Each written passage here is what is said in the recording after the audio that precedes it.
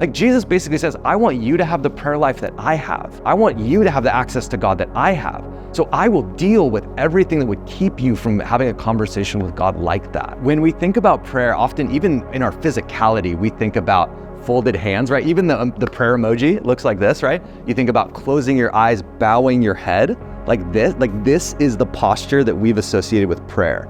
But then you get into the Gospels and you recognize Jesus doesn't pray like that one time. He lifts his eyes to heaven. He lifts his hands to heaven. And then he has these declarations of intimacy with God. It's not a religious language. It's literally a conversation between a son and a father. Sometimes around prayer, we have all of these like closed off assumptions about who God is and how he works. And then we have our own trauma and disappointment on top of that. What if God was better than you could ever imagine? Like, what if he was more near and more able, more intimate with you than you could ever know? The book of Hebrews talks about this bold and confident access that we can have in coming to the throne of God because of what Jesus has done for us.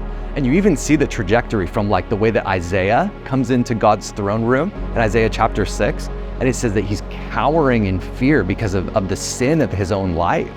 And what happens on the other side of Jesus is that we have bold and confident access to the very throne of God that Isaiah saw. So because we've received the cleansing and purification from Jesus, we enter in with boldness and confidence. So the whole dynamic shifts because of the new covenant. God invites us into joy, into intimacy, into like a beautiful conversation with him. Before, our sin would have disqualified us from being in the present.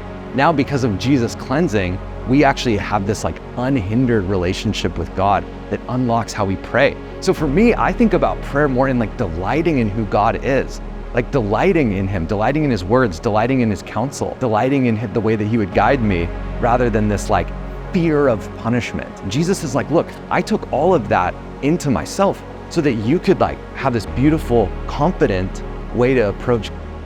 Thank you so much for watching. We hope this video has blessed you.